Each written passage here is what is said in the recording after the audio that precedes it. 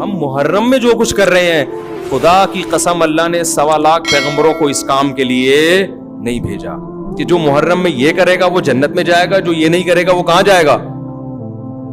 جہنم میں جائے گا. یہ جو کچھ آج کل ہو رہا ہے, حلیم کی دیگیں, سینہ پیٹنا, کالے کپڑے, سبیلے, میں ابھی آ رہا تھا گھر والوں کو پہنچا کے, تو 1 گھنٹے کا سفر ہم نے 3 سے 4 گھنٹے میں طے کیا ہے. ادھر گئے تو وہاں سے روڈ بلاک, ادھر گئے تو وہاں سے روڈ بلاک, ادھر سے نکلے. میں سوچ رہا تھا یار یہ ہمارے پیغمبر کی تعلیمات یہ ہیں کہ جو راستے میں پڑا ہوا کانٹا نہیں اٹھاتا نا, تو وہ ایمان کے آخری درجے پہ بھی نہیں ہے. کانٹے سے کتنی تکلیف ہوتی ہے, زیادہ سے زیادہ چبھ جائے گا, نکال کے پھینک دو, اور اس چبھنے سے گناہ بھی معاف ہوتا ہے. حدیث میں آتا ہے ایک کانٹا بھی چبھتا ہے تو ایک گناہ معاف ہوتا ہے. تو اس کانٹے کو جو نہ ٹریفک کو روک رہا ہے, لوگ اس کانٹے سے ٹاپ کے بھی گزر سکتے ہیں, اس سے گلی بند نہیں ہو رہی اس کانٹے سے.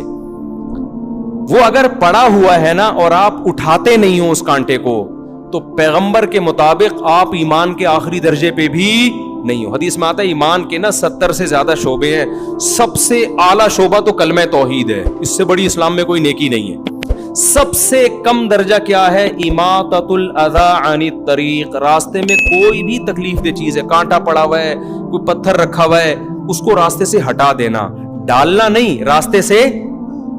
یہ بہت اہم حدیث ہے, بس یہ بیان کر کے میں بیان ختم کرتا ہوں. اس کو راستے سے اگر آپ نے نہیں ہٹایا تو اس کا مطلب آپ ایمان کے 73ویں مقام پر بھی نہیں ہو, بے ایمان ہو. سیدھا سیدھا ترجمہ یہ ہوگا حدیث کا, وہ بے ایمان ہے, وہ اسلام کے دعوے میں سچا نہیں ہے, وہ جھوٹ بولتا ہے کہ میں مسلم ہوں. کیونکہ مسلم ہونے کے لیے کچھ تو کرے نا. دیکھو ایک آدمی کہتا ہے میں ہندو ہوں, نہ وہ گائے کا پیشاب کو مقدس سمجھتا ہے, نہ وہ گائے کو مقدس سمجھتا ہے, نہ وہ کبھی مندر جاتا ہے, نہ کبھی کسی پنڈت سے وہ جو بھی ہوتا ہے جا کے ان کی آشیرواد لینا کہلاتا ہے, کیا کہتے ہیں وہ بھی نہیں کرتا, نہ وہ ہولی وہ جو ان کی جو ہوتا کچھ بھی نہیں کرتا. تو ہندو کہیں گے تو بھائی تو کس بات کا ہندو بنا ہوا ہے, کہیں گے نا. کچھ تو تھوڑا سا تو ایسا کر, کوئی لک تو آئے نا, تھوڑا سا ہندو لگے تو. ایک عیسائی ہے, نہ وہ عیسیٰ کو نبی مانتا ہے, نہ وہ بائبل کو کبھی زندگی میں پڑھتے ہوئے دیکھا, نہ کبھی زندگی میں اس کو کسی نے چرچ جاتے ہوئے دیکھا, اور نہ کبھی اس کو کرسمس مناتے ہوئے دیکھا. لوگ پوچھتے ہیں تیرا مذہب کیا ہے, وہ کہیں گے وہ کہتا ہے عیسائی. لوگ کہیں گے یار کچھ اور مذاق کر لے ہمارے ساتھ, یہی کہیں گے نا, یہ بھی مذاق کا ٹائم نہیں ہے, یہی کہیں گے نا. کبھی کچھ تو عیسائی شو کرنے کے لیے کبھی تو چرچ چلا جا تو, یا کرسمس ہی میں شو کر دے کہ میں کرسچن ہوں. تو کبھی تو کچھ تو ایسا دکھانا جس سے لگے کیا ہے تو. ہر مذہب میں کچھ نہ کچھ ایسا مذہب والے کرتے ہیں کہ کوئی پورا فالو کر رہا ہے, کوئی آدھا کر رہا ہے, کوئی 1% کر رہا ہوتا ہے, تو کچھ تو ہوتا ہے نا. تو پیغمبر صلی اللہ علیہ وسلم کی جو حدیث ہے نا, اس کا مفہوم کیا ہے کہ جس میں اتنی بھی سینس نہیں ہے, لوگوں کے ساتھ خیر خواہی کا اتنا بھی جذبہ نہیں ہے. ہم یہ نہیں کہہ رہے کہ روزانہ لوگوں کو کھانا کھلاؤ, دیگیں کھلاؤ, وہ بھی اسلام کا حکم ہے, لیکن اگر کچھ بھی نہیں کر رہا تو آخری درجہ جس سے وہ کم از کم یہ کہہ سکتا ہے کہ آئی ایم اے مسلم, میں کیا ہوں, یہ مسلم ہوں. تو میں یعنی اتنا دکھانے کے لیے نا, آخری مقام یہ کہ کمبخت جب تو راستے میں جا رہا ہے نا اور کانٹا نظر آئے, تجھے پتا ہے کسی کے چبھ سکتا ہے, یہ کوئی پتھر نظر آیا تجھے پتا ہے کہ یار کسی کی ٹھوکر لگ جائے گی, اس کو اٹھا کے, ہم یہ نہیں کہہ رہے کہ عیدی سینٹر میں جمع کراؤ جا کے, اس کو اٹھا کے تھوڑا کیا کر دو, سائڈ پہ کر دو. اتنا بھی اگر تمہارے اندر جذبہ نہیں ہے تو اس اپنے آپ کو مسلم کہنے کے تکلف کی بالکل ضرورت نہیں ہے. سمجھ میں آ رہی ہے بات کہ نہیں آ رہی؟ یہ حدیث کا صحیح ترجمہ کر رہا ہوں میں, صحیح حدیث کا صحیح ترجمہ. اب آپ مجھے ایک بات بتاؤ, اس کانٹے سے گلی بند ہو رہی تھی؟ بولو نا. ٹریفک جیم ہو رہا تھا اس سے, کسی عورت کا حمل ضائع ہو رہا تھا اس میں, کوئی ہارٹ پیشنٹ ہسپتال پہنچنے سے پہلے مر رہا تھا, کچھ بھی نہیں ہو رہا تھا. اور وہ پھینکا بھی نہیں آپ نے, پھینکا کسی اور نے. حدیث میں کسی اور کی بھی غلطی تلافی کون کرے گا؟ آپ. وہ بے وقوف ہے تو آپ تھوڑی بے وقوف ہیں. اس کانٹے کو اگر آپ نے راستے سے نہیں ہٹایا, اس پتھر کو سائڈ پہ نہیں کیا, تو حدیث کے مطابق آپ کیا ہیں؟ صحیح ترجمہ یہ ہو کہ بے ایمان ہیں آپ. مجھے بتاؤ, جو کانٹا پھینک رہا ہو راستے میں وہ کیا ہوگا؟ جو ہٹا نہیں رہا. ایک وہ ہے جو ہٹائے بغیر گزر جاتا ہے, لیکن دوسرا وہ ہے جو راستے میں کانٹا کیا کر رہا ہے, پھینک رہا ہے, جو باقاعدہ کیلے کا چھلکا راستے میں پھینکتا ہوا جا رہا ہے, یا جو راستے میں پتھر لا کے رکھ دیتا ہے, وہ ایمان والا ہو سکتا ہے؟ بولو نا بھائی. یہ تو اس سے بھی زیادہ بدبخت ہے کہ جو کانٹا پراپر طریقے سے پھینک رہا ہے باقاعدہ. نبی تو جو نہ ہٹائے اس کو مومن نہیں کہہ رہے, جو پھینکے وہ کہاں سے مومن ہو گیا؟ اور آپ بتاؤ جو وہ کام کرے, حالانکہ اگر کوئی کانٹا پھینک کے چلا جاتا ہے اس سے بھی ٹریفک جیم نہیں ہوتا, ایک گلی بھی بند نہیں ہوتی. گلی میں بھی محلے میں لوگ زیادہ زیادہ کانٹا پھلانگ کے چلے جائیں گے, کوئی بڑا نقصان نہیں ہو رہا. بہت بڑا نقصان یہ ہوگا کہ وہ لگ جائے گا کسی کے, یہی ہوگا, اس سے زیادہ کچھ نہیں. وہ تو نکال کے پھینک دے گا باہر, یہی ہوگا نا. لیکن آپ مجھے بتاؤ ایسی ایکٹیویٹیز, ربیع الاول ہو یا محرم ہو یا سفر ہو یا کوئی بھی ہو, میرا مقصد کسی مکتبہ فکر پہ طنز کرنا نہیں ہے, میرا مقصد اسلام بتانا ہے. وہ میں کروں تو بھی غلط ہے, وہ شیعہ کریں تو بھی غلط, وہ بریلوی کریں تو بھی غلط, وہ اہل حدیث کریں تو بھی غلط, وہ دیوبندی کریں تو بھی غلط, وہ کوئی بھی کرے تو بھی غلط ہے. وہ کیا ہے؟ ایسا کام کرنا جس سے راستے کیا ہو جائیں, بند ہو جائیں, جس سے آپ کے پورے ملک کا نظام کیا ہو جائے, معطل. تو کیا یہ پیغمبر کی تعلیمات ہو سکتی ہیں؟ یہ ربیع الاول میں بھی غلط ہے. آپ جا رہے ہوتے ہیں, اچانک یہاں سے راستہ بند, پولیس والے کہہ رہے ہیں ادھر سے جاؤ, ادھر سے گئے وہاں سے راستہ بند, ادھر سے جاؤ. 1 گھنٹے کا سفر 2-2 3-3 گھنٹے میں, اور بعض دفعہ تو پہنچتے ہی نہیں ہے لوگ, کیونکہ راستے تو محدود ہے نا.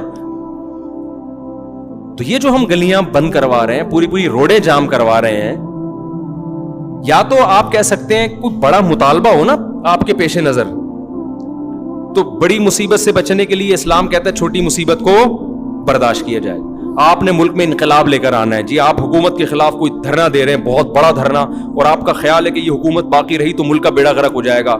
یہ بڑے مفاد کے پیش نظر چھوٹا مفاد کیا جا رہا ہے؟ بولو, برداشت. جیسے گلی میں کنسٹرکشن کا کام ہو رہا ہے, روڈ ڈل رہی ہے, اس میں آپ پورا کنٹینر لا کے کھڑا کر دیا, اب متبادل راستہ دے دیا, کیونکہ بھائی روڈ بن رہا ہے نا. تو یہ بڑے مفاد کے پیش نظر آپ گلی بند کر رہے ہیں. تو اسلام کا اصول ہے بڑے فائدے کے پیش نظر چھوٹا نقصان برداشت کیا جاتا ہے.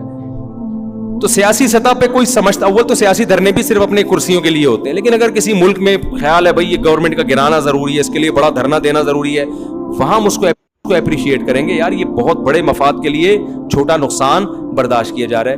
ربیع الاول یا محرم یا دوسرے مہینوں میں جو مذہبی رسومات ہونی, اس میں کون سا بڑا مفاد ہے ہمارے سامنے؟ اس میں ہم کیا دے رہے ہیں انسانیت کو؟ کیا حضرت حسین کی یہ تعلیمات ہیں؟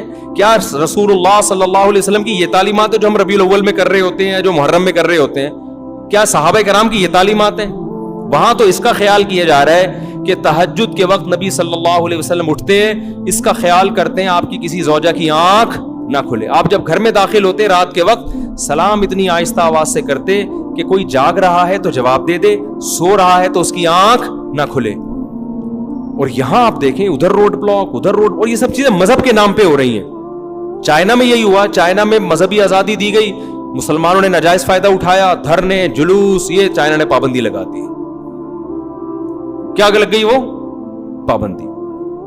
تو اسلام تو میرے بھائی اتنا خیال کر رہا ہے کہ کسی کے کانٹا اگر چبھ گیا نا تو اللہ آپ کے ایمان کو ایمان قرار نہیں دیتا. آپ کی مسٹیک ہے, حالانکہ پھینکا نہیں, آپ نے اٹھایا کیوں نہیں؟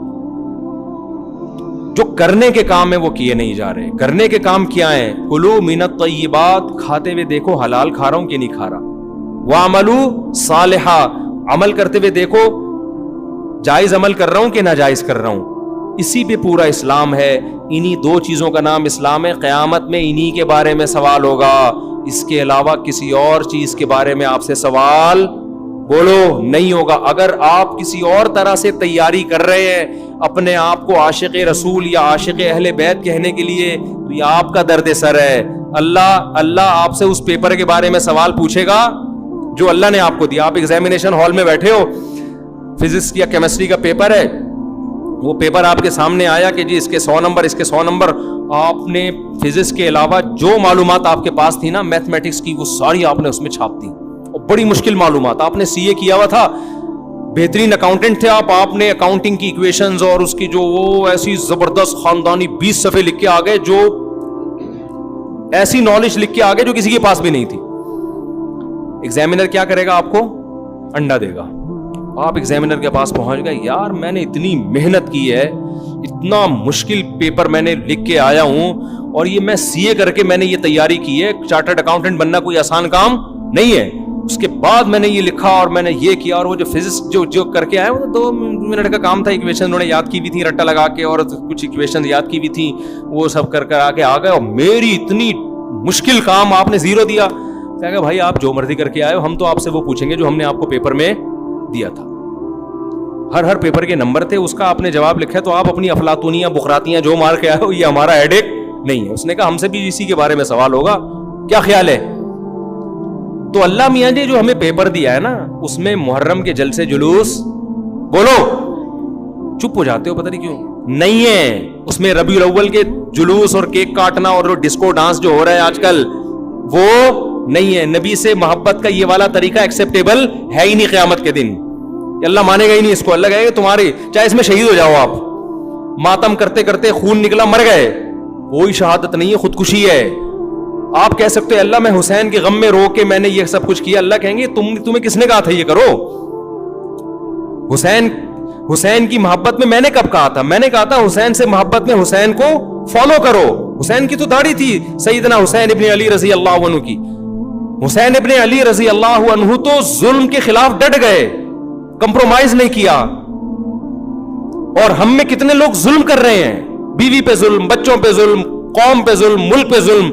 کتنے لوگ ہیں دفتروں میں ٹائم پہ نہیں پہنچتے اور تنخواہ پوری لیتے ہیں, یہ ریاست پہ ظلم کر رہے ہیں کہ نہیں کر رہے؟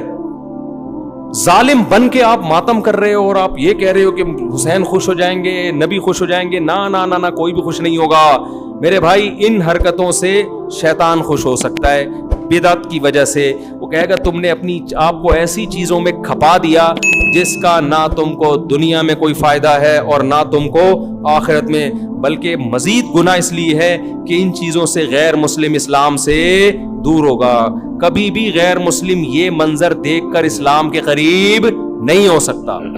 غیر مسلم مسجد میں آئے, آپ کو نماز پڑھتا ہوا دیکھے, اسلام سے محبت ہوگی. غیر مسلم آپ کا رمضان دیکھے, صبح سحری میں جاگنا, افطاری کا وقت, محبت ہوگی. غیر مسلم آپ کی قربانی دیکھے, غیر مسلم آپ کا نکاح کا نظام دیکھے, آپ کا فیملی سسٹم دیکھے, رشتہ داری جوڑنا دیکھے, باپ کی خدمت کرنا دیکھے, آپ کا حج دیکھے, آپ کا عمرہ دیکھے, اٹریکٹ ہوگا وہ دین کی طرف. آپ کا ماتم دیکھ کے اٹریکٹ ہوگا وہ, کہے گا یار یہ کیا وحشیانہ عمل ہے, یہ تو ہیومن رائٹس کے خلاف ہے. تو اس لیے اپنے آپ کو چاہے شیعہ ہو چاہے سنی ہو, ایران میں بھی ماتم پہ پابندی ہے, پتہ ہے آپ کو, کھلے عام نہیں کر سکتے. آپ کو ان چیزوں سے اپنے آپ کو بچانا ہے.